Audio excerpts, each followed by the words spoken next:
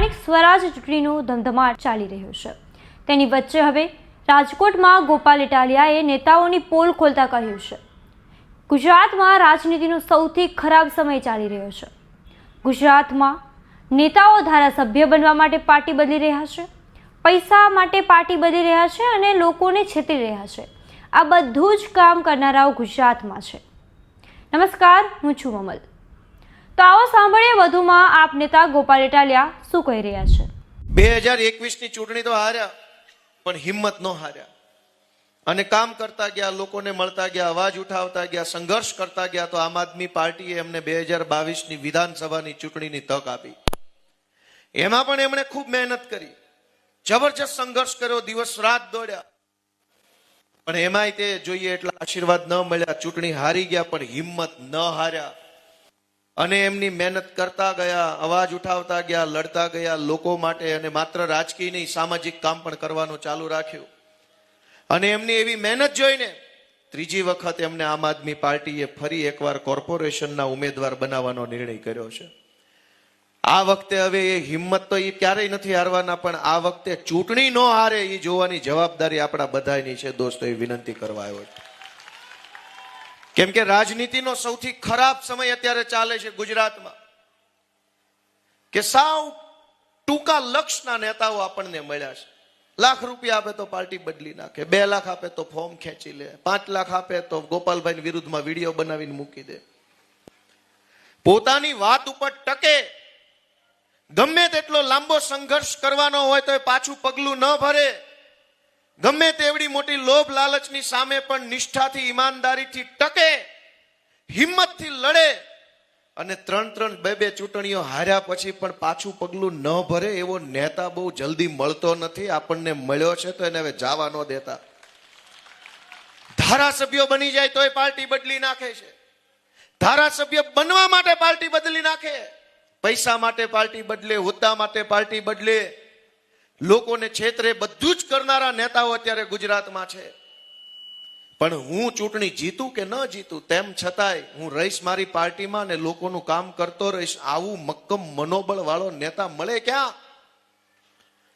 અને પછી જો આપણે આવો નેતા ન સ્વીકારીએ, એને ન લાવી શકીએ, તો પછી આપણા માથા ઉપર જે નેતા પડે એની ફરિયાદ ક્યારેય નહીં કરવાની કે અમારી માથે આવા પડ્યા છે।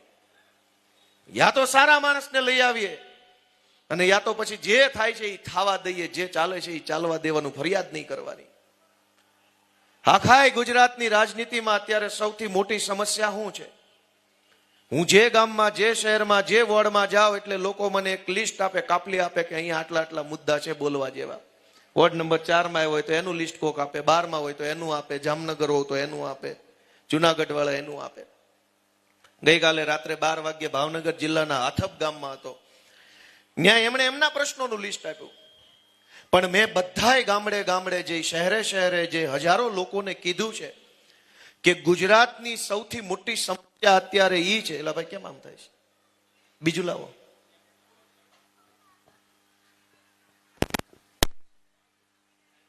હલ જી હલ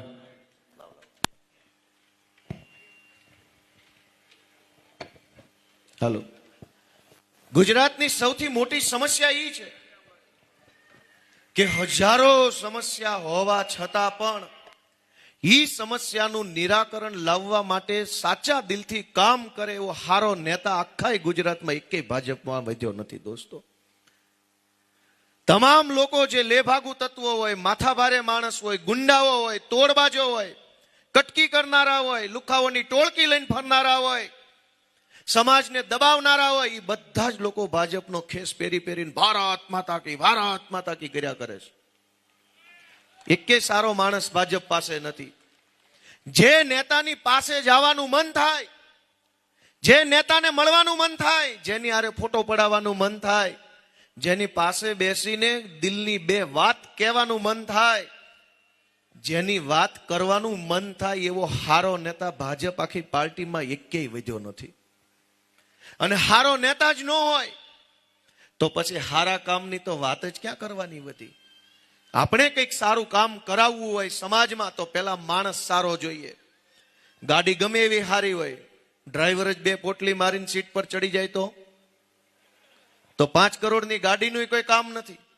ડ્રાઈવર હારો હોય તો ગાડી ગમે એવી ભંગાર હોય ને તો ઠેકાણે પોગાડી દે. આ ડ્રાઈવર હારો લઈને આવ્યા છે ને સીટે બેહાડવાની જવાબદારી તમારી છે.